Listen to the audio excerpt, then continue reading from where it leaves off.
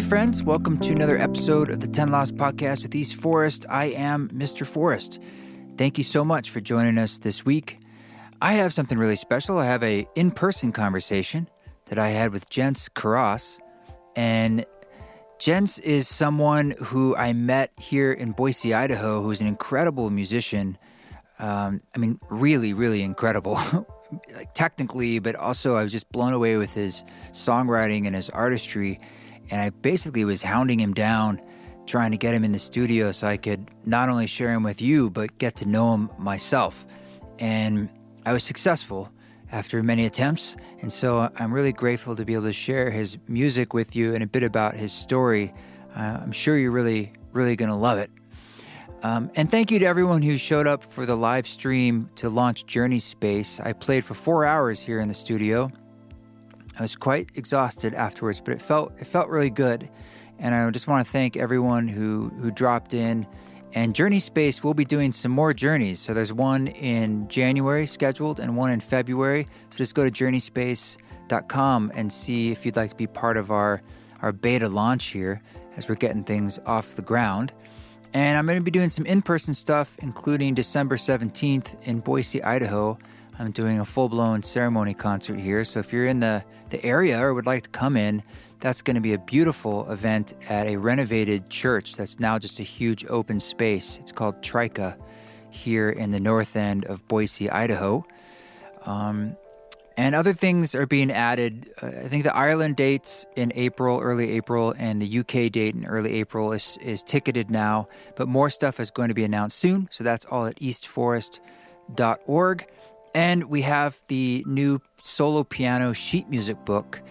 It is now available for shipping in the East Forest store. Very proud of that. The transcription's done by our dear friend Lorna Doone. So we put 10 songs in there that you can play on solo piano, which is really fun for me to see it like in sheet music form, because I can barely read sheet music a little bit, very slowly.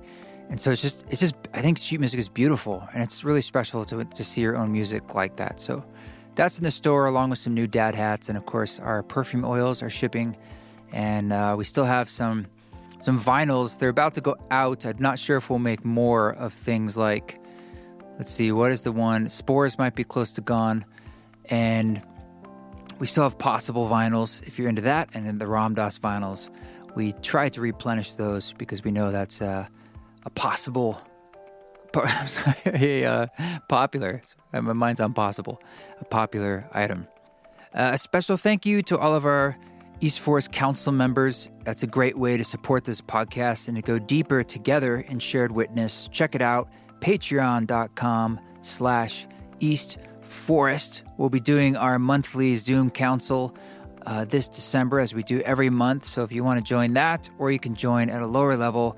And I just shared the sound check for the live stream that we did, which was like an hour video. And I have a bunch of demos I'm going to be sharing this year over there on the council on Patreon. So check that out. And thanks for leaving reviews on Apple Podcasts. 5 stars goes a long way. We appreciate it.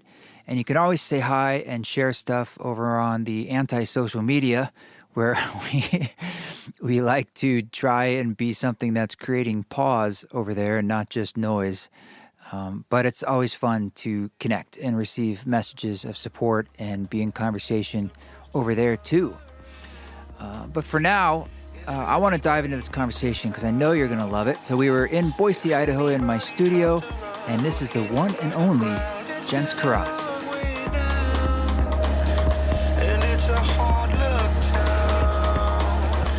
Jens Kuross. Yeah. So are you from, did you grow up here, Boise? I grew up in the Wood River Valley. So where's that? Ketchum, Idaho, Sun Valley, Idaho, that area. Oh, nice. Yeah. Did you just say you just came back from elk hunting? Yes, so I did. That's part of that. You grew up elk hunting? And I didn't really grow up elk hunting. Yeah. I grew up doing other outdoorsy stuff, hunting. My dad and my mom, to a lesser extent, got into hunting maybe 15 or so years ago. Did you get an elk? I didn't. I got a deer this year. Got a nice doe. Okay. Got a freezer full of meat. Wow. Missed my elk. It was. I hope you missed clean. I did. Yeah, as they say, like, don't take the shot unless you're going to down it, you know? Definitely. It's one of the saddest things I ever saw was I was down in southern Utah, and I saw this deer, like, walking along this hillside with an arrow in its rump. Yeah. Just limping. I was like, oh, that is crushing. Sad. There's this weird thing about people who don't know. Hunters are not, like, exposed to hunting culture. Something about them feels like hunting a deer or an elk with a rifle seems very unfair or like cruel. Right. And like hunting in more quote unquote natural or organic ways, like with bows and arrows, seems like more fair or something. Yeah, I've heard that. Yeah. But the amount of animals that end up wounded, you know, which is horrific, from bows and arrows versus the amount of animals that are just wounded from rifle fire is it happens. It's so much more common when you're bow hunting. Bow hunting is very difficult. So much more difficult. Yeah. Yeah, and you have to be very close, and you have to be very accurate, which is very hard to do. Yeah. I knew someone whose grandfather bow hunted birds, which to me was just next level. I mean, I don't even know how you'd get that done, but somehow he did. What kind of birds? I don't know. I mean, I was a kid. Yeah. Maybe it was turkeys, and he called them birds. Yeah, you can hunt turkeys with bows, I think. I've heard you have to have a very accurate kill shot because turkeys are similar. Like, their heads are very small, and that's one of the only places that would really... And their hearts are very small. Yeah.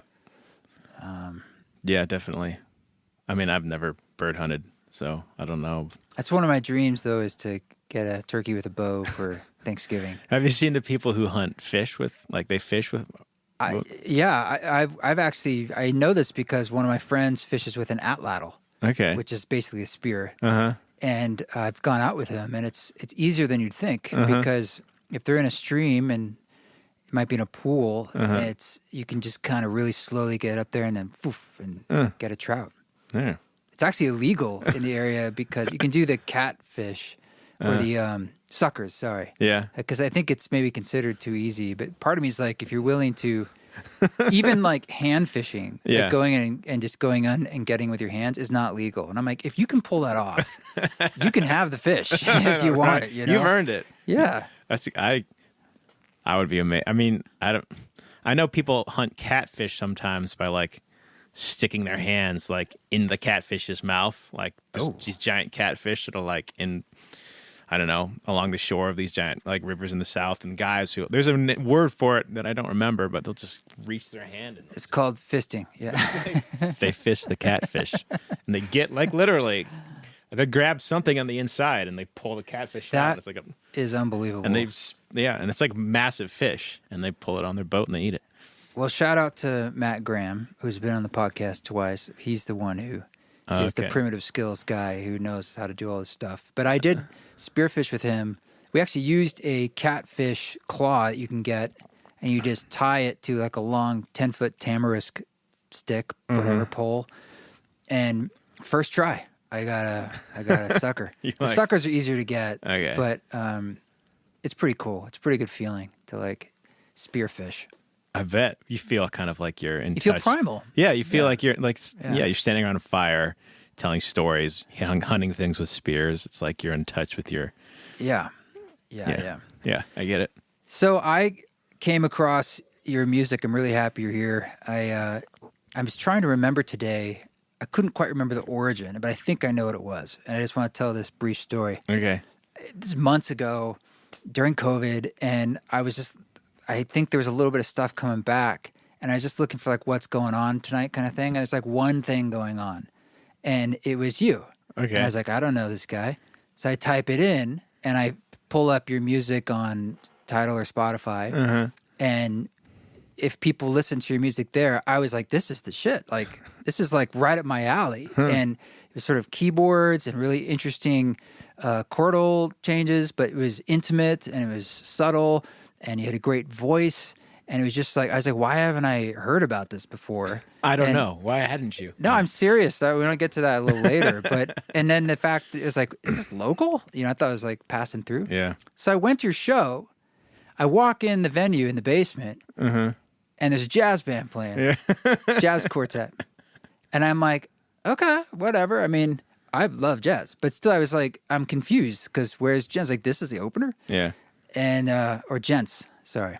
Gents or I've been Jens? saying your name in my head for a while now. It's totally okay. Gents. And we sat down, Rhye and I got a drink, and I'm at the tables. It's underneath the Kuross, the Elks Lodge. Uh-huh. And I'm jamming out. And then for a while, I'm like, wait a minute. I was like, that dude playing the drums looks a little bit like, I think, the dude in the picture. And I start pulling it up. I'm like, hey, Rhye, I think that's him. I think this is also him, I should say. Like, he does this too. And I watched the whole set, man. And you were like, not just playing jazz. Like, some people play jazz and they're good. And it's like they're, especially in towns like Boise or others. But you guys are fucking slaying it, and you're really killing it. You're too kind. You're too kind. Well, it's true. I mean, musically, it's very high. Thank you. And you're a drummer. I am. Not a bad drummer. Not even close to a bad drummer at that. So then I was just like, wait a minute, this is took it to a whole nother level. And I wanted to meet you mostly because there aren't that many people kind of doing it professionally or with that kind of dedication in town. Yeah, it's true. I try to know all of them, but I don't. But it's really less than a dozen. Yeah, probably. Yeah. I mean, I can give you the names of I can count all the good jazz musicians. Oh, jazz guys. I wouldn't know all of them. Oh. I just know the people. There's like 3 or 4 of them in the state. Maybe more. Maybe more that I haven't quite met yet, but there's not many. Well, so anyway. I mean, half of them were in that basement that night, so. Yeah, the piano player was kind of a savant-y. Justin, yeah. Yeah, kind of you just like, okay, that's someone who can just kind of, it's like an Art Tatum of sorts. Yeah, I mean, he's got a crazy story, which you should have him on the podcast to talk about. He's a very interesting guy. And what's his name? Justin Nielsen. Justin Nielsen. He's phenomenal, so random to have someone like that in southern Idaho. How'd you come across him? Justin Nielsen and I go back, I don't know, a long time. Before I left Idaho and went to college, he's older than me. He's probably 7 or 8 years older than me, but I cut my teeth playing jazz in like kind of like a hotel lobby bar in Boston? No, in Sun Valley. Okay. And there used to be jazz there 6 nights a week. It was great. And I kind of became the regular. I started working there when I was 15, and then I became the regular drummer there when I was like 18. And wow, really young. Yeah, it was me and a bunch of guys who were in the 60s. It was. You just picked it up? I don't know if it's because I was great as much as it was. There are like not too many drummers to choose from when you live in. But you could play. I could play, yeah. Yeah. I could play well enough. And there was a couple guys on that gig who were very good, who were like former session. Well, I'm thinking of one guy, a bass player named Jeff Rhye, who he was a session cat in Southern California. He toured with Elvis. He toured with the Buddy Rich Big Band. Great bass player. And he kind of took me under his wings, sort of. Like, you know, there wasn't anyone to study drums with in Ketchum, Idaho. No one. But he was a bass player? He was a bass player. He's very good. He understood jazz. He understood how it works. There's a bunch of stuff very specific to playing jazz, things like form.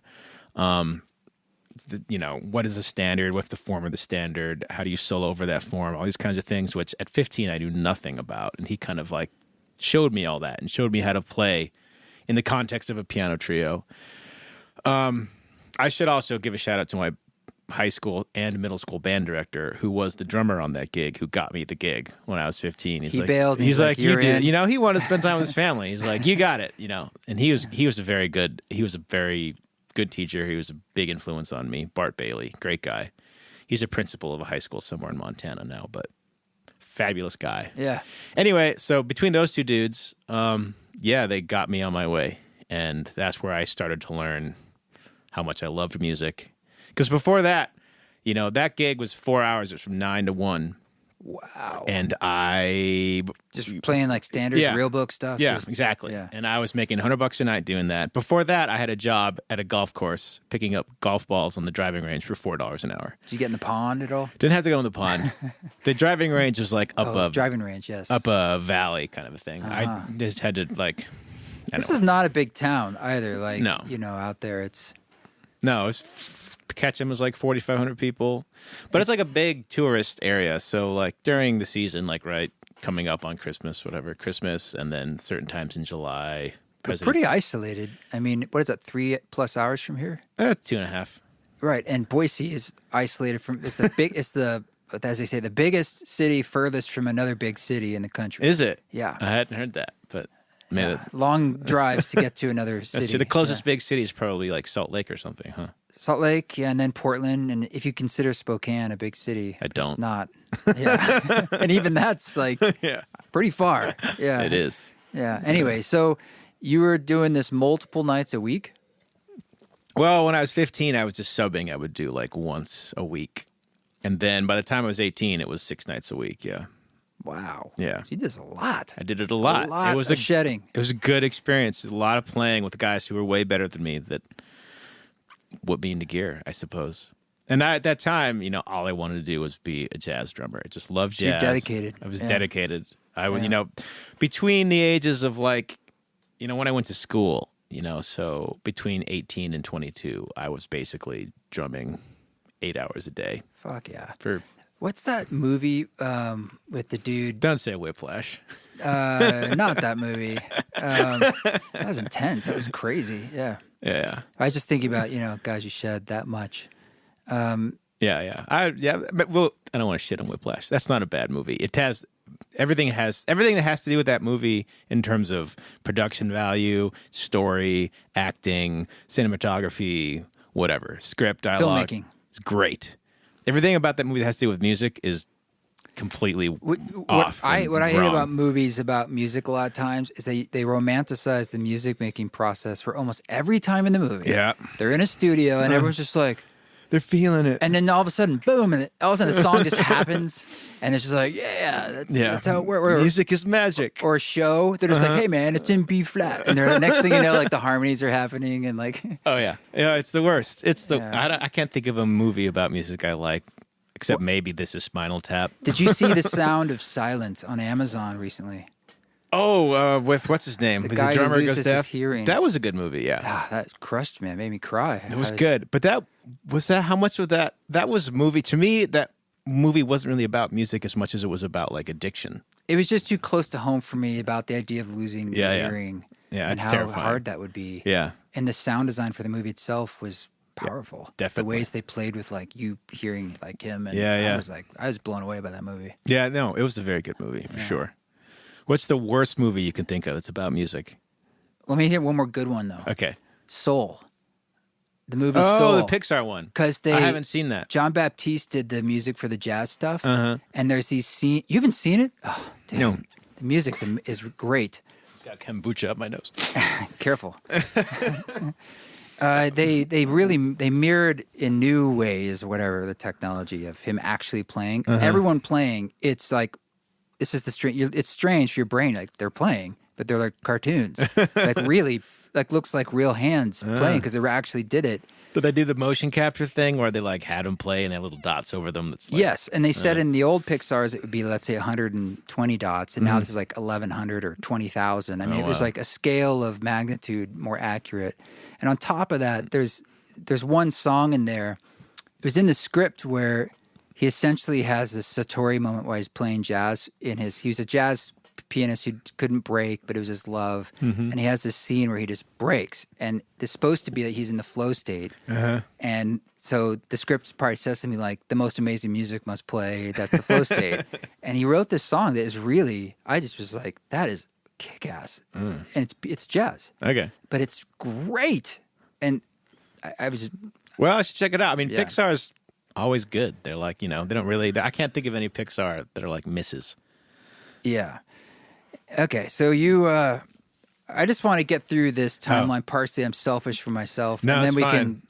I mean, I don't care if we have any tangents, but just I want to honor like your Stay own on track. journey, and I want to understand it a little bit. Yeah. So you went from there to Berklee, right? Yeah, studied drums at Berklee, yeah. Okay. I know Berklee a little bit because I was in school in Boston for a couple years, and I used to go over to a jazz club that was cross street-ish, a small place. And do you remember the name of this joint? Maybe it was there when you were there. Wally's? Yes. Yeah. Wally's. There's a jam session at Wally's. Yes. I used to play that jam session on occasion. Yes. Yeah. Yeah, because it would often be like students. Yep. And it was kick ass. And like I would go in there at night. And What school were you? Emerson or New England? I was doing a graduate acting program actually over at Harvard. Oh, in wow. the Moscow Art Theater. So it's like I was over in Cambridge. Okay, well, so 2 Wally's years. is not across the street from Cambridge.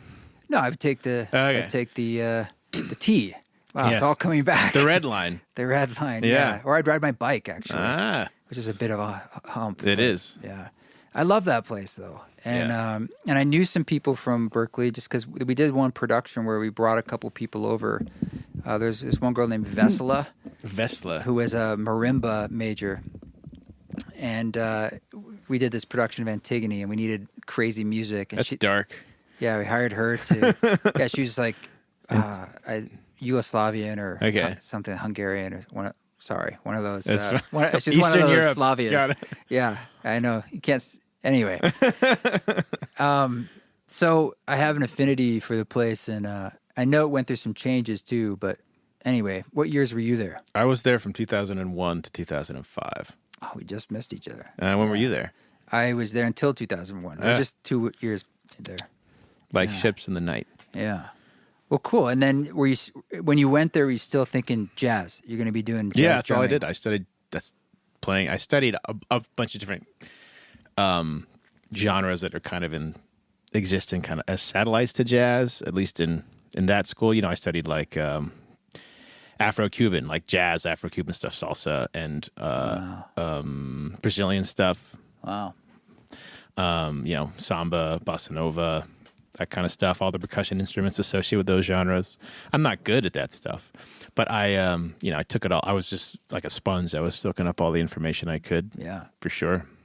Wow. And were you thinking jazz performance, or were you thinking that was my major, jazz drum set performance. composing though too, No. probably? Or I did some composing, so I had to take, when I was there, I don't know what the curriculum's like now, but when I was there, I had to take 4 years of what they were calling, I believe, dominant harmony, which is like modern music theory, how dominant chords function and,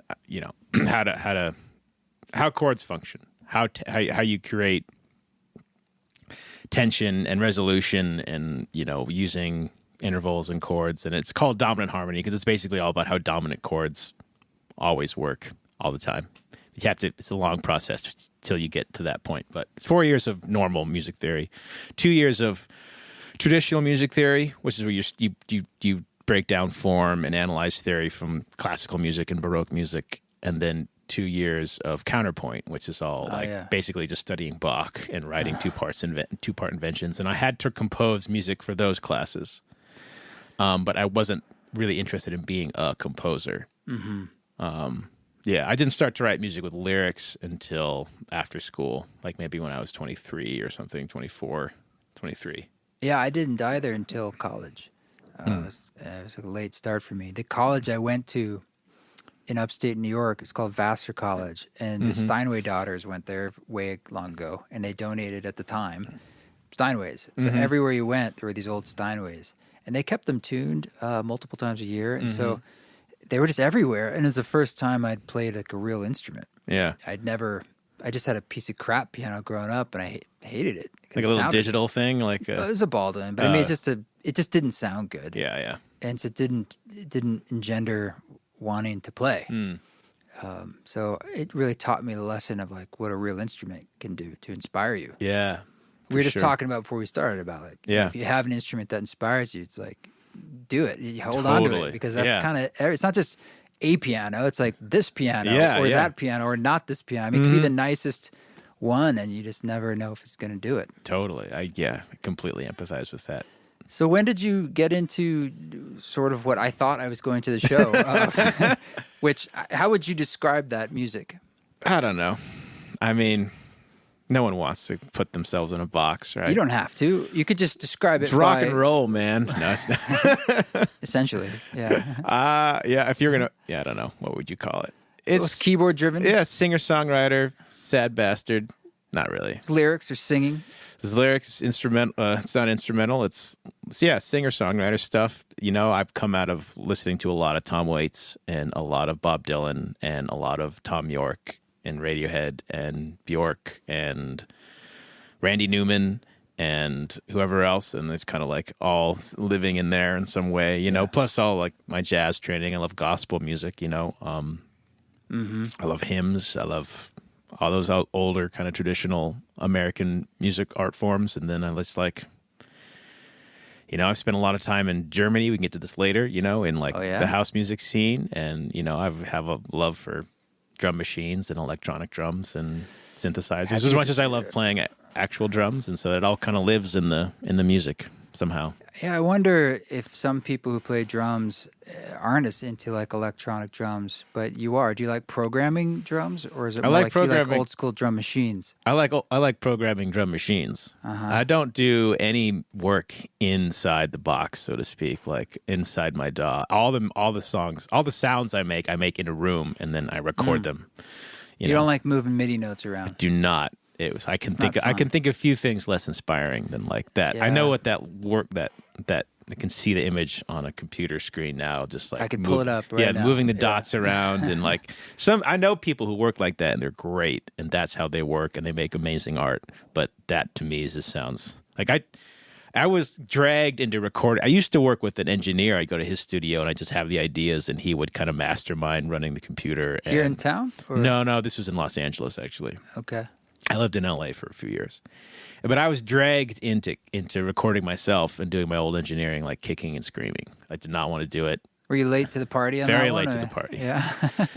And so I'm very reluctant engineer. And that was kind of dumb of me retrospectively, because I think that's the future. And I think that there's a tremendous amount of freedom in being your own engineer, you know? Yeah. Definitely. For sure. I mean, having a space like we're sitting in the studio here in Boise, and it just gives me the freedom to whenever. Yeah, like the instrument, you know, it's inspiring to have a space that's inspiring, that you want to go to the space and just sit in this space and play your amazing instruments. I would say that is the future and a privilege. Yeah. But because the model of you have to go to a studio, it's almost impossible to create the way the kind of records you hear these days. Yeah. I don't think you could make them that like we used to do music. Yeah, I mean, you could if you're just a guy and a studio and you were in, you know, I don't unlimited budgets. Yeah. But even that doesn't really exist anymore. Yeah. You know, especially for if Jeff Bezos wanted to make a record, he just wanted to rent out Ocean Way Studios for a year and just whatever, he could do that. Yeah, just take ketamine all day long. Yeah. Exactly. So walk me through just a bit the timeline to now. You went to school, and then what? See, I went to school, got a degree in jazz drumming, moved to Los Angeles. It was a toss-up between New York and L.A. I chose L.A. because a housing opportunity opened up for me, like a really good one. So Surprised it wasn't New York, being in Boston at the time. Yeah. You know, all my friends moved to New York, but I'd spent some time in New York, and I loved New York as a city. I didn't think I could hack it, like living there. You could hack it. I don't think I could have hacked it. You got that northern blood. Yeah. I could have hacked the temperature, but I think that energetically. Yeah, and it's so hard to get out of New York. Like if you want to go out of New York to go on a hike, you know, to go on a walk in the woods somewhere, it's going to cost you like $57 in tolls, and it's going to take you 2.5 hours just to leave the city. And I don't think I could have stood that. I really don't think I could have. So I ended up in LA, which has its own lists of pros and cons. Mm-hmm. I mean, I'm not really a city guy either way. Like, but it felt to me like that was the right choice. Professionally, there's a lot of amazing music in that city, and there's a lot of amazing musicians in that city. I would say the scene in LA is unlike anywhere else in the world that I've been to. And I've been to most big cities, excluding, I mean, that actually is not true. I've been to most big cities. That's a huge list. I've been to a lot of big cities, a lot over the world. With Lagos, you know. Yeah, you know. Cairo. The music scene in Cairo is off the chain. It may be. No, I've been to, the closest I've been to Cairo, I've been to, where have I been? I've been to Is this Beirut. touring? Yeah, I've been to Beirut, and I've been to Bahrain, but Abu Dhabi, but not Cairo. No, I'm just saying, the scene in LA is tremendous. Like, the scene in London is great. The scene in Berlin is great. The scene in New York is great. The scene in Nashville is great. But the scene in LA is on some. There's just the concentration of talent in that city is amazing. At least when it comes to like technical ability, like the scene of like session players, workers. Are you talking about jazz or anything? Yeah, anything. I mean, you're going to get localized scenes here and there. Like, there's going to be a specific kind of drummer that comes out of, like, the gospel scene in Houston or Atlanta. And there's going to be a specific kind of drummer who comes out of New York in, like, bebop drumming. And there's going to be a specific kind of drummer in L.A. who's more, like, pop-oriented and maybe. You know, even that feels like not doing either any of those respective scenes justice because they're all diverse and interesting in their own way. But I would say LA, given its size, has a way of attracting people from all those other places anyway. Yeah, so it seemed like the right place to be for those reasons, just to surround myself with a bunch of guys and girls who were better than me. Do you feel like it's hard to connect with those people, though, with Yes. such a disparate city? Like, Yes. you know, the scene itself is not a building. Absolutely. And in a lot of ways, that's the one thing that's different about, well, I guess all places are like this, but in LA particular, things are siloed and can be far away, the valley to the west side, the east side. LA is a pain in the ass to get around in. It's huge and it's dirty and there's traffic and like driving on those freeways is the next level. It's asinine what people do every day there. It's just like, and they're talking on their cell phone, eating a burrito, and they're like 85 miles an hour, bumper to bumper. It's like insane. But you get used to it. Now, there's pros and cons with LA. The pros are the music there and the musicianship and the level of all that is just phenomenal. That's definitely a huge plus for LA. So how long were you there and why'd you take off? I took off because I'm not a city guy. I felt like the benefits that I had accrued from being there had run out. Like all the touring opportunities I've had, playing opportunities, recording opportunities, local gigging opportunities. Like I felt like, I don't know, I just felt like it was time. I had all that, and it's been a tremendous benefit to me in terms of just the craft of making music, but as well as like the creative aspect of it, of being around people who are creative and like-minded. I didn't think there was a future there for me and my music because it's a very scene-driven thing there when it comes to like at least creative music. You know, I saw the scene, what was considered the cool music, you know, probably changed 4 or 5 times during my tenure there. And the music I made, It's like Maroon 5 came out of there. Yeah, I remember that. Maroon 5. I was on tour with them, or I was on tour with the band that was opening for them for a number of years, or for a summer, which was fun. That sounds like an upbeat band. Very decadent, very fun. What was it? Oh, it was this artist named Rhye Cumming, who was an Australian singer-songwriter. I think I've heard of it. An aspiring pop star at the time. He has since changed his name to Rhye X. I did a lot of touring with Rhye X. Wow. Worked on a lot of his records. Amazing. Yeah. So all that, I didn't want to be... I kind of figured that the music I was making wasn't ever going to really find a home there, like, because it wasn't ever really one of the cool kinds of music. And it's not this... The music that was cool there, you know, it changes. It was indie... singer-songwriter to alt country to synth pop to I don't know, now it's kind of also like Americana singer-songwriter. Well, and you don't want, it's like a scene is a scene in a sense, or it's like a fad. Yeah. And you just want to do what you're doing. Exactly.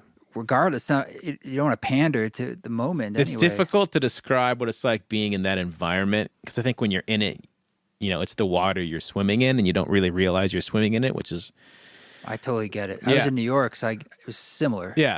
At the time, it was like Interpol or The Strokes. Yeah, or... Then, there were things that were like interesting. And they were the Strokes, and they were all the bands kind of one band removed from the Strokes. My friends were the Bravery. Yeah, that okay. was their band. They were definitely a Strokesy band. Yeah, and they were kind of like in that scene, also making music that sounds like the Strokes. And they got signed. Yeah, exactly. But the Strokes were the cool band. They were the original. And they're all the bands trying... And then like...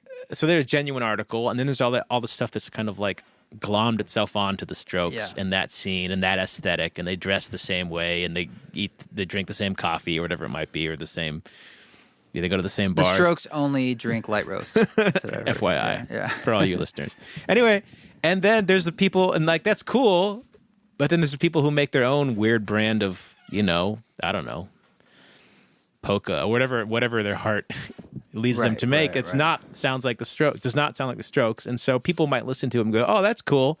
But they're never going to go to that person's gig because there's no like social utility for them to go to that person's gig. Well, the competition in LA for gigs is nuts. It's probably 200 gigs a night in that town, and it's difficult to get people out. It's so difficult, especially because they have to drive so far and they got to find parking. And if it's a little bit overcast, everyone gets a little freaked out. They do those things too. I played at Hotel Cafe where it's like 5, 6, 7 shows a night, and in and out. And your gear is like slammed in with everybody else's, and people there's signs up like your gear will be stolen. And it's like, we're not responsible like, if what the fuck? It's so hard. It's not friendly, and even the other people in the scene with you, they're not necessarily rooting for you to fail, but they're not really rooting for you to succeed either. It's that middle ground of not giving a shit. Yeah, they're like, because if you succeed, that probably means that they're not. And I get it, especially when you're in your early 20s and everyone's just insecure and trying to figure out who they are, and they have a sense of their identity, and it doesn't take. And I'm speaking from experience. I've been this person. I'm not judging people for this. This is definitely me. You see someone else who's kind of inhabiting that same space that you thought was your space, and you're like, "Fuck that guy."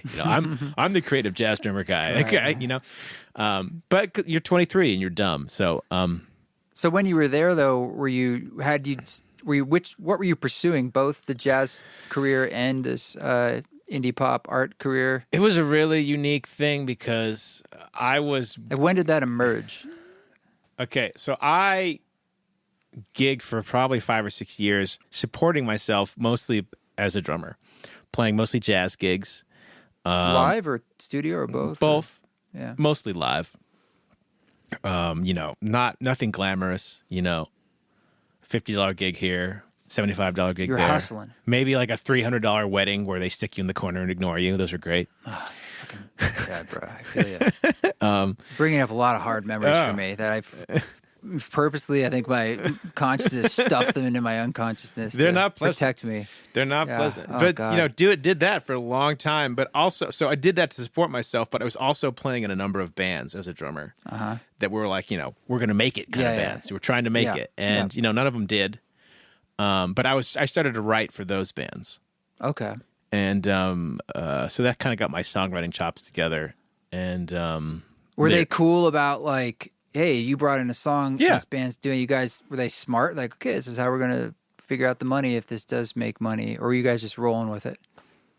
That would probably vary from I don't know why I asked that. It would probably vary from band to band, but I think all the bands, in terms of like the financial, professional side of things, were very cool. And there's no like animosity. Like all those bands that tried and failed, like I don't have any, there's no residual resentment or pain. Like they all just kind of tried and then dissolved. It is hard though with bands. It's one of the reasons I started a solo project. I'll be honest. It's the main reason I started a solo project is because I had a band and was in bands, and it'd always be like, if one leg falls off the band, it could be very challenging and disruptive, or someone's a drunk, or someone goes just kind of crazy, and you're just like, what is happening? And it's like keeping that dynamic together is not easy. And any little amount of success that those groups of relationships are able to garner for themselves, like they put all that under a tremendous amount of pressure. So if there's any kind of like kinks in the interpersonal relationship aspect, it just blows the whole thing up. If it's a true democracy, I think you're really in trouble. Totally. Definitely. So you either have to be in a situation where there is a guy or a girl who's like the auteur and like the benevolent dictator of the whole thing, and they're cool, and you better hope they're cool. Exactly. Or you're in a group that is a democracy, and you better hope that everyone is pulling their weight. Yeah, which is rare. Which is rare. Yeah, it's super like rare. It's hard to make. I mean, being in a band is like being in a marriage, and it's impossible. Not impossible. It's incredibly difficult to make a marriage work with just two people. Let alone having a creative part of it that's amazing.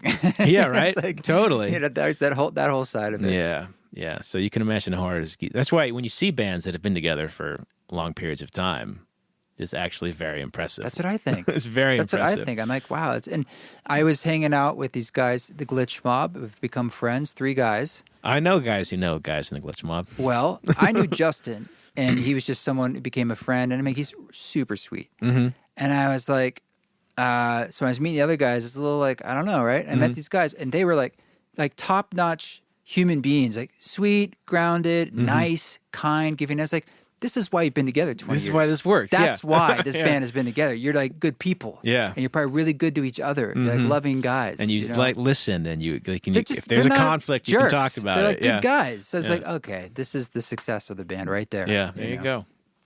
You know, you have to make music that works. Mm-hmm. So was that at all part of your thinking when you made, essentially it's a solo project, right? I mean, you always thought of it that way? It sounds like you go into a studio and you seem to play a lot of instruments, I'm guessing. Or you hire out people to... I play... You ever played it with a band? Or I've done gigs with a band, yeah. But in the studio, you play bass too? Not well, but yeah. On the last record I put out, there's other people playing bass on that record. And one other person. And the name of that record? The Man Nobody Can Touch. It is. I was just listening to it. Yeah. Yeah. So the Anchors got a bass player. Painkiller's not a bass player. Sorry, I'm reading off this because all the names of the songs came up. No one else knows these titles in front of them, but that's fine. So I hired a bass player to play some of those songs. A really great bass player. Where'd you record this? Most of that was done in a studio in Koreatown in Los Angeles. Oh. I didn't engineer. Well, some of it I did. No.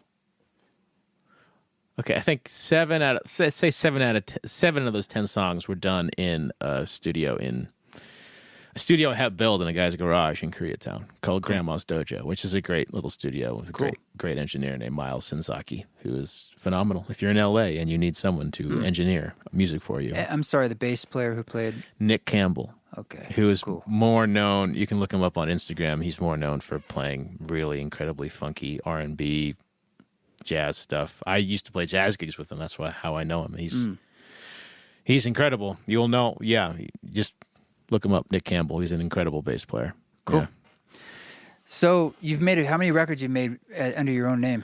That's the only full length record. But before that, there were, I believe, 3 EPs and maybe 2 singles in total. And you did some touring a lot with Rhye and like Bonobo too. I did a stint opening solo. Yeah, I did a stint opening for Bonobo. I did a stint opening for Rhye, not Rhye, but RHYE Rhye. The other Rhye.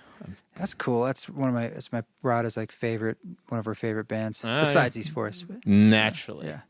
GoGo Penguin.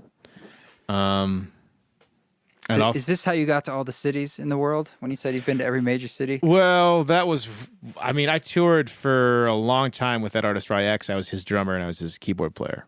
Damn. And I toured. I started working with him when he was still Rhye in 2010, and then I stopped in, I think, 2017. So there was a lot of touring. I bet. Yeah. That's how I visited all those cities, yeah. How do you find the experience of touring? I love it.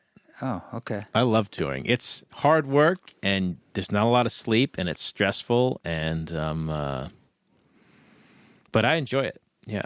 Not everyone, Rhye did not enjoy it, but I enjoyed it. Do you think you enjoyed it because you were in the support role? Yes. Do you think it would have been harder if you were the front man? I think if your name's on the marquee, you're definitely under a lot more stress. What about stress. when you were opening? I've done some opening slots, and that's a different level of stress because some people, it's harder to. Everything's about the other show. Yeah.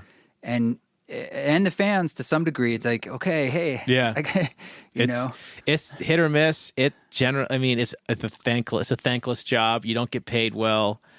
The fans aren't there to see you. You have to work really hard to win them over. But if you do win them over, if they're in the right space to hear new music and you're in the right right space to connect with them, then it is magical. Yeah, and some big crowds that you get to play. You get to play big stages. But you wouldn't at that moment in time. Exactly. Hard ticket sales for it. Yeah, totally. So I had some really magical shows with Bonobo. I had some really magical shows with Rhye, or HYE Rhye. Yeah. I did a tour with Rhye where I was the opening act and his drummer and keyboard player. That wasn't really fun at all. Were you playing drums and keyboards at the same time? Sometimes, yes. Damn, man. Wow, man. You got a lot of bang for the buck out of gents. I know. I should have been charging him a lot more. Double. Yeah. Well, that's a different conversation. We can, but yes, I should have been paid double. Are you the only musician who's played with both Rhyes? Well, I wasn't in Rhye. Ilk. I wasn't in Rhye, RHYE's band. Or you toured with them. Yeah. Or opened. Open for him. Maybe. Yeah. I might be, yeah. Yeah, maybe going back. I see. That's cool.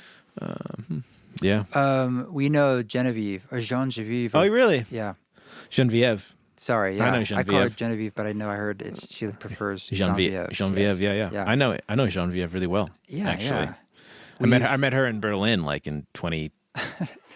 That's so Genevieve. It is. She was living there at the time. That was cool. like 2014, maybe 2013. That was before she was with Mike. Mm-hmm. I don't know Mike, but I know her from, we've crossed paths several times. Did you do one of her like secular Sabbath things? Or we were talking about it and then the pandemic. Yeah. And she's close with Justin, who I mentioned from the Glitch Mob. Mm-hmm. And she also grew up at Esalen. Yep. And we've been at Esalen many times. Okay. And we ran into her once there.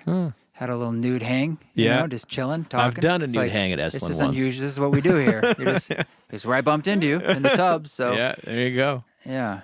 Well, that's cool. Yeah. I saw them play in Portland. Oh, cool. I don't know, 3 years ago or something at Revolution Hall. Nice. Yeah, they had a full band. So they're doing their thing. Yeah, it's a good band. I did that. When I toured with them, I just did European dates. You were opening. Okay. Yeah. So where are things at with your project now? If you can bring us up to date.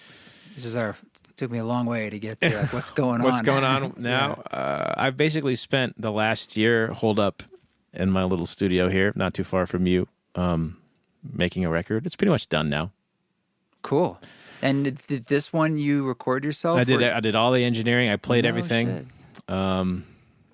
There's one song I think where I have someone else playing upright bass on. Is it mixed? No. It's done. It's pretty much done being tracked. I'll qualify it. It's pretty much done being tracked. I have to get it mixed and mastered. I will not. If you want to use anything here or whatever you want to do, feel free. I would be. Thank you. I might want to A/B some mixes. Yeah, I also have a really nice chain here for a master bus. If you ever want to talk through, but okay, it's you could always try it, just pass it all through and see if you like it. Okay, yeah. Table that. You never know. Sure. So that's that. That's what's happening, I suppose. Very cool. So it's a full length. Yeah, it's another full length. So do you feel that I'm not? It's a little cagey here on whether you're touring in support or in a band. I'm just curious, like being a session player like that, and is that seem to support your work or take away from it? Does it feel like separate energies and lives, or do they help play along? How does that feel? Because I don't do that. And so I just know how much time I give to my project, and I don't feel like I have a lot of other time. So I would say on a personal, creative level, they're mutually beneficial. Like being a songwriter and focusing on writing good songs has really helped me as an improviser.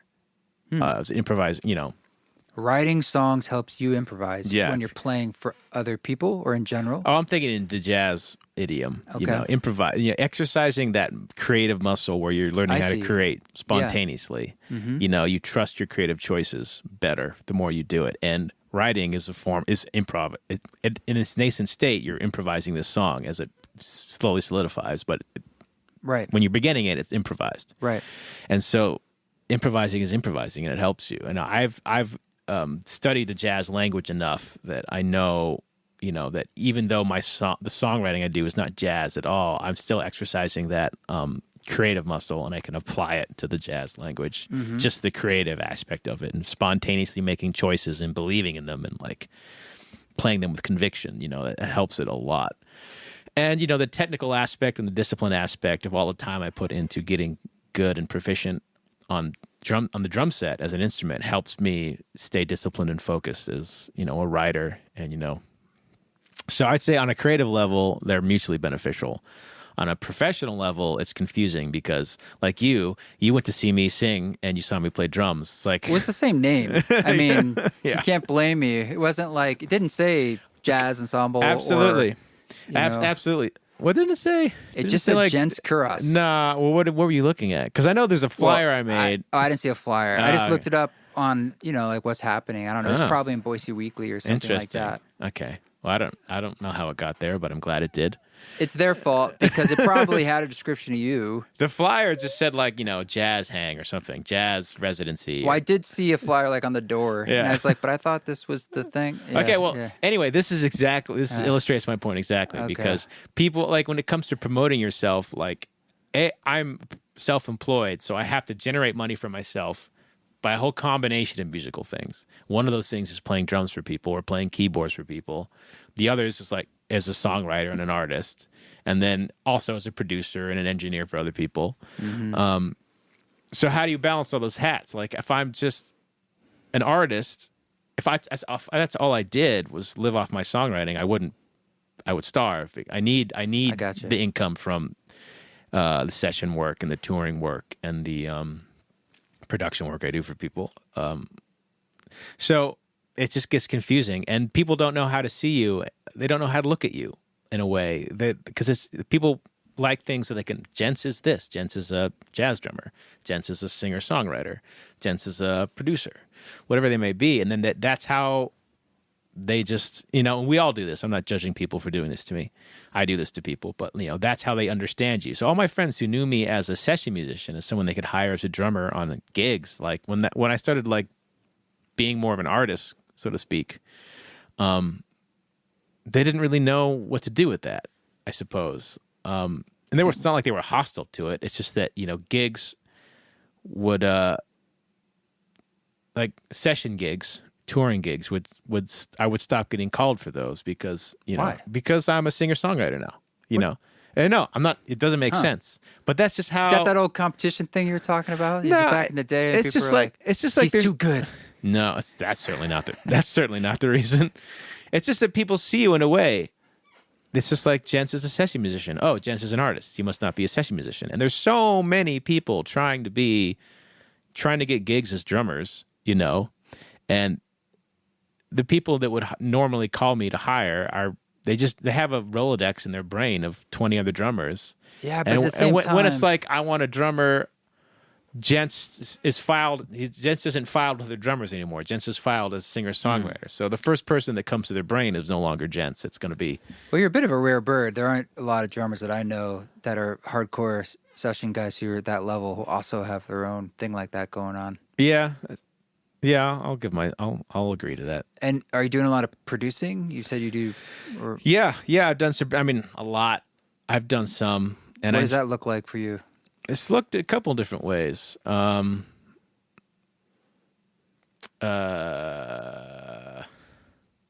produced some jazz EPs for people because I really like jazz, but I think all jazz records kind of have started to sound the same in terms of just not in terms of the playing or the improvising or the songwriting, but in terms of the production, their choices on what should the piano sound like and what should the saxophone sound like. It's all just we've got a great upright we got a great grand piano sound, we got a great drum sound, we got a great saxophone sound. It's clean. Yeah. Everyone plays. It's all done live. It's great. And that's fine. So they're not being creative with engineering. I don't think they are. No. Yeah, it is kind of rare. So yeah. I'm trying to do that a little bit. I just played. So that trio you saw me play with, we just tracked a record a couple weeks ago. Did it all live, and now I've got all the stems, and I'm supposed to go through and make them more interesting, reamp them, put delays on them, put bit crushing. Any random thing I can do to make the piano sound a little bit left of center. And, What are you doing to your piano sound on your latest record? On that record? Sorry, your newest one that isn't out. Well, it depends. Or either, I guess. But, Depends on the track. Where does your mind go, though, to make it different? Is there a particular, vibe you're trying to go for? Let me think. It could be a number of things, and it depends on the song. Some songs aren't really. I don't mess with the sound at all. I just mic it. Some of it has everything to do with the mic placement. Is it far? Is it close? Are you hearing all the sounds of the action and the felts and all that kind of stuff? That's very in vogue right now. Is it more roomy? I don't know. Just play with it a little bit more. You're going to do a stereo pair. How about you do a stereo pair of mics that don't match and see what that sounds like? Or reamp. I do a lot of reamping. Add delays, add slaps, add, like I said, bit crushing or compression, or just what does a piano sound like when it's coming out of your guitar amp instead, and then mix that in there. Put it through. I have a Moog that's got a audio in, and you can run the piano through the filters in the mod section of the Moog and treat it like that. And sometimes it's just a weird little subtle thing that you don't hear, that you hear but you don't realize you hear. It's just blended with the normal piano signal. Stuff like that. And it's it's always changing. It's not like a thing. It's a very much a record by record, or definitely a song by song, I would say. Got to serve the song. It's got to serve the song. Yeah. Yeah. Well, that's cool. That's cool. So, and you're hoping to, what would be the perfect outcome for you? It would be to just tour this new record and do your work, or would you miss the session stuff? Or I think I would miss the session stuff a little bit, but life is a series of choices. There's a lot of stuff I like to do that's not music related that I don't get to do because I've decided that I'm going to be doing music. Yeah, I feel that, man. Yeah, right. So when it comes to that, I would miss the session stuff because I take pride, I would say, in being in someone else's band and like being really good at helping them sound their best and making them comfortable and helping them make a great record and helping them put on a good show or whatever it might be, because I'm very good at my job and I can make them sound better. And that's a source of pride. You're only as good as the drummer. Totally. It's the old saying. Totally it's true. It's super true. The drummer is always the leader of the band, even if no one realizes that. You can't overcome a weak drummer. You can't. No. It is what it is. It is, yeah, totally. And that's why people really want great drummers for obvious reasons, but it really can elevate the They totally the sound do. of the band. We don't have to get into that, but suffice it to true. say, I totally agree with that. It's not really an opinion. It's just it's the way it goes. The rhythm's not there. Like you have a good rhythm section, you can fart in the microphone on top of it. It'll still sound great. But if your rhythm section sucks, you can have the best vocalist and the best guitar player or whatever, and it's just not going to be good. Yeah. Where were we? Just where your heart is with the future and this new work, like whether you miss the other work or just kind of where you want it to go or where it is going, how it's evolving. Well,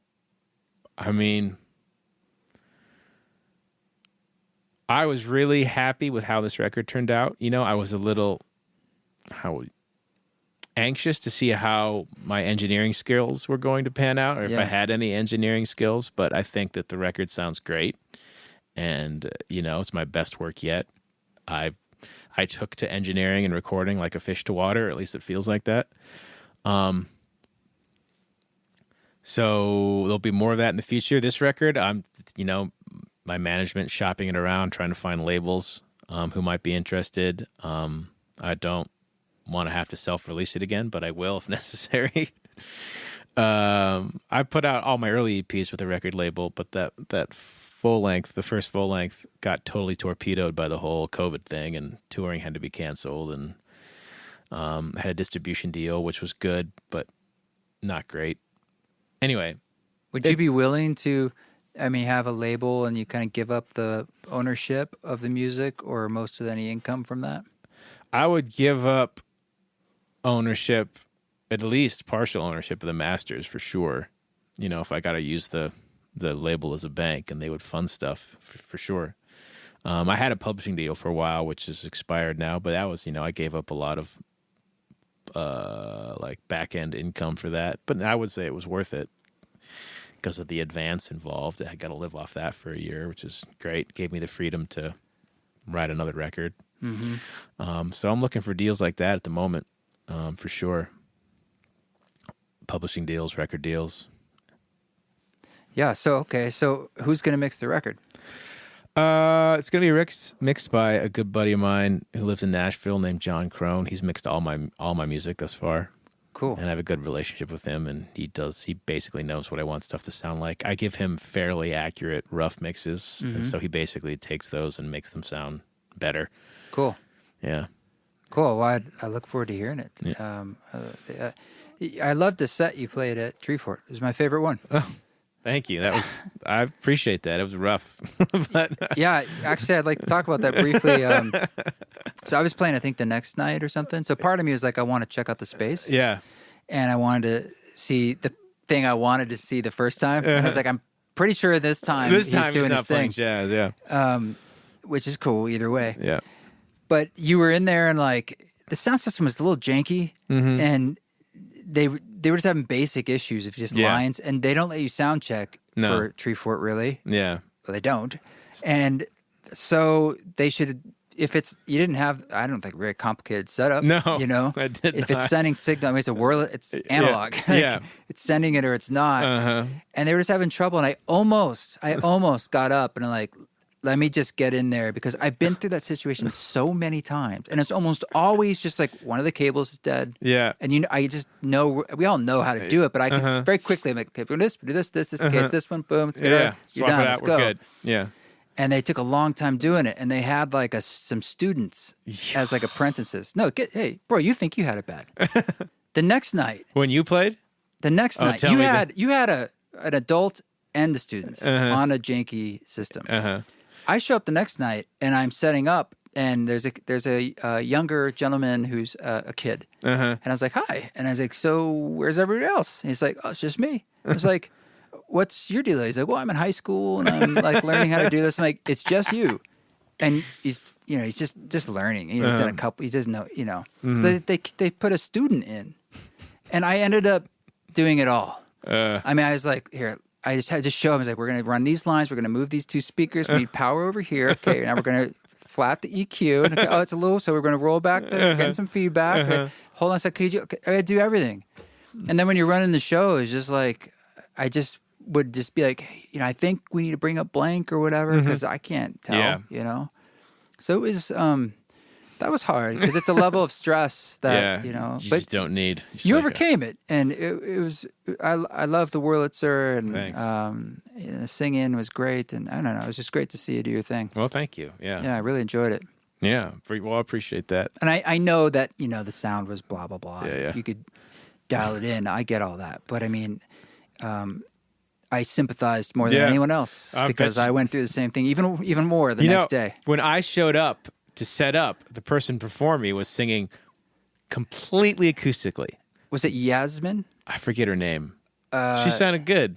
She was just playing guitar and singing. Oh, no, it was somebody else, yeah. She's just playing guitar and singing. Yeah. And I'm like, no, but with no amplification. No amplification at all. Yeah, just singing in a And I'm room. like, oh, that's nice. That's nice. Yeah. That's cool. Cool effect. And the reason was because the sound people had no idea what they were doing and they couldn't. When I showed up, I'm hauling my Wurlitzer out there and there's a young lady and I'm like, okay, cool. So I need like one stereo DI and just two mono DIs and like a power drop right here. And she's like, great, cool. I don't know what any of that means. And I'm like, oh no. But you're the sound person. It was weird. Yeah, I think for some reason that venue had something going on with some students. Like it was like a deal going on where like we're gonna learn, and it's sort of like you don't want the first time tattoo artist or the practice surgeon. No. You know what I mean? You're just like, oh, okay. It was really rough, man. But yeah, whatever. It happened and it was fine. I've played better shows. I've played worse shows. Yeah. Yeah, they were nice. I've had sound people who were they were mean. Yeah. Did not care. Mean. Territorial. Like, what did I do to you? Like, it's like, please help me. There's going to be all these people walking in like 32 minutes. And like, will you please give me a little volume? It's a crazy world out there. It's rough. Yeah. But, I mean, we think about all the hustling that happens and all the things you have to do and all the things that have happened. And it's like, it's crazy, man.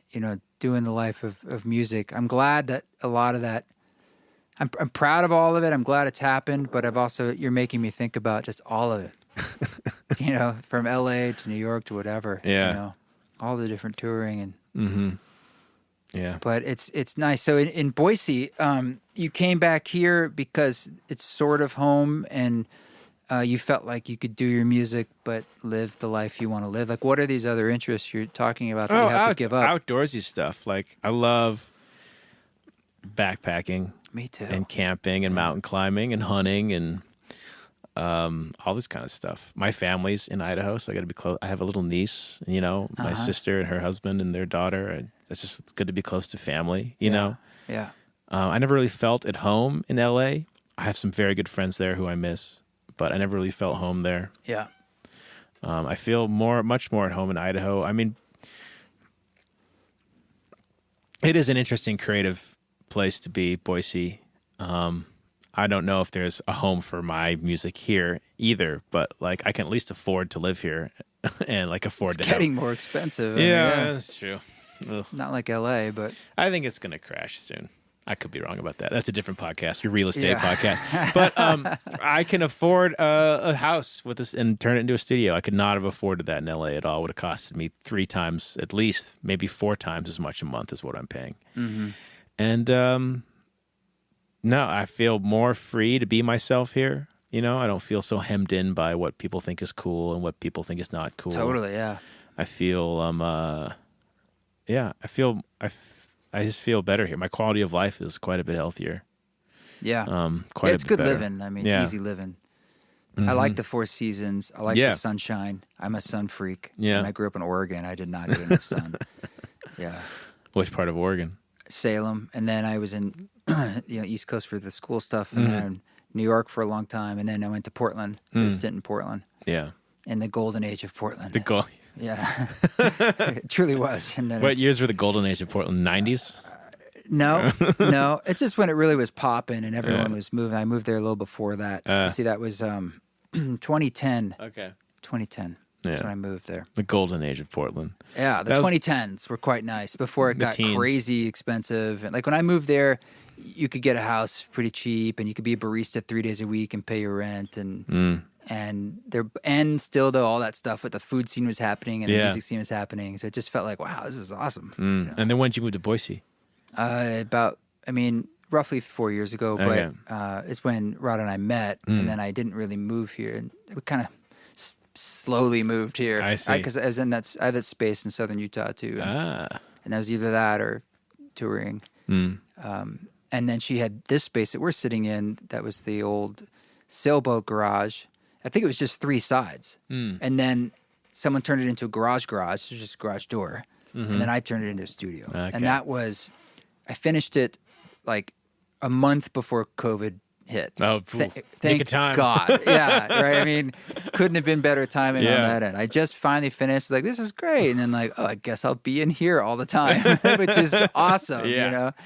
So it really worked out on that level. It's been a real godsend. Definitely. Yeah, it's cool in here, for sure. Yeah, it's got a good vibe. Got a very good vibe. Yeah, and I wanted it to be white and have lots of light and windows just because of my need for light. Sun. Yeah, I love looking out this transom window and getting to see the sky. And, it's nice. It's really nice.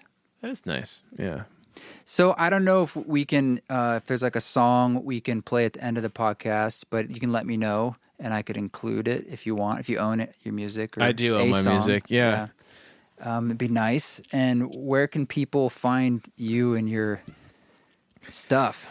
What's your address? No. You can find me where you would expect to find an artist. I'm on Instagram. I have a website. It's all just Jens Kuross, JENSKUROSS. Double S at the end. Double S, and that's not hard to. It's very Googleable. I'm the only one in the world that I know of. I just did it today, and it worked. Yeah. So Instagram, Jens Kuross, Twitter, Jens Kuross, Facebook, Jens Kuross, jenskuross.com. And is there anything you can tell us though about you? Is there any touring or anything that's happening or you got to wait and talk about that? No, I'll wait. Nothing's confirmed yet. Gotcha. If it does get confirmed, it'll all be next year. It'll all probably be sure. Spring and summer next year. Yeah. So yeah. Other than that, stream me on Spotify. Bandcamp's better. If you don't mind, go to Bandcamp. But if you have Spotify, it's more convenient. I'll take it. It's fine. They can play music and go to bed and just turn the volume down. Hit repeat. Just let it shuffle. Yeah. I love this artist. Yeah. That would be great. Do that. Definitely do that. I had some friends in a band who they made a record that was all silent, and they got their fans to stream it. You know those guys? Was it a metal band or something? No. It's kind of like a funk band, Wolfpack. Well, I heard about this. It kind of was lore. I mean, Spotify was pissed. Yeah. Spotify changed They made the like rules. $10,000 or something in They streaming. made more than that. It paid for a whole tour.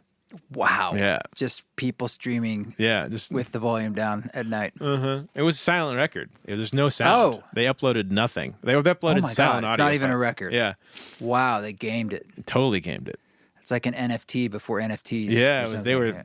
they were very savvy. Are very savvy gentlemen. But anyway, yeah. But So your do that. record will have music. My in it record and has sound. It'll have actual So sound. You can listen to it turned all the way down or all the way up. Options. I you like that. That's good. Yeah. It's very artistic. As long as it's going, either way, I don't care where you have the dial turned. Well, cool. Well, thank you so much for dropping in. Thanks for having me. And, Appreciate it. encourage people to listen to your music of all shapes and sizes, everything Definitely. you do. Do you have the jazz music recorded and released, though? No. Okay, so that's simple. So if Yeah. they search you for music, they'll come up with just your solo work. Yeah, I've been a sideman on several records, but if you Google me, my name, those records won't Yeah. come up. Yeah, that's another discussion Yeah. about that whole. Okay. Yeah. Well, cool, man. Thank you. Thank you. Appreciate it. Well, thank you, gents, for coming on. I really, really appreciated that, and I hope to see you again, considering especially that you're literally down the street.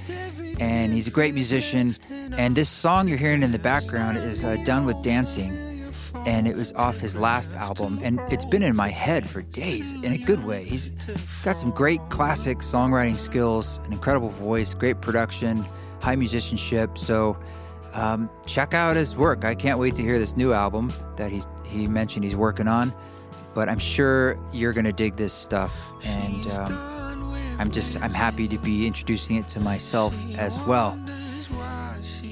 I hope to see those who can make it to the live shows.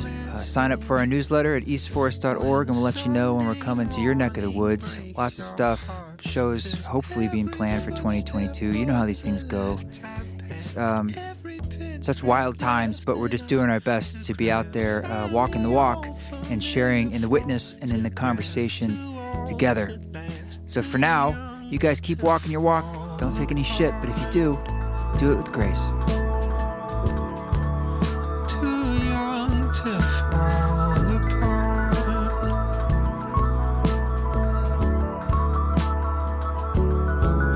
Cause old days were gold days, but these days she's done with dancing. Old days were gold days, but these days she's done with dancing. Old days were gold days, but these days she's done with dancing. She's done with dancing.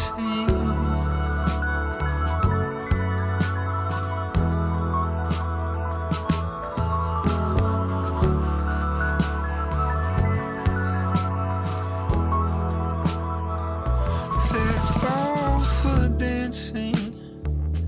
Don't fall for all those broken parts, the words you can't sing.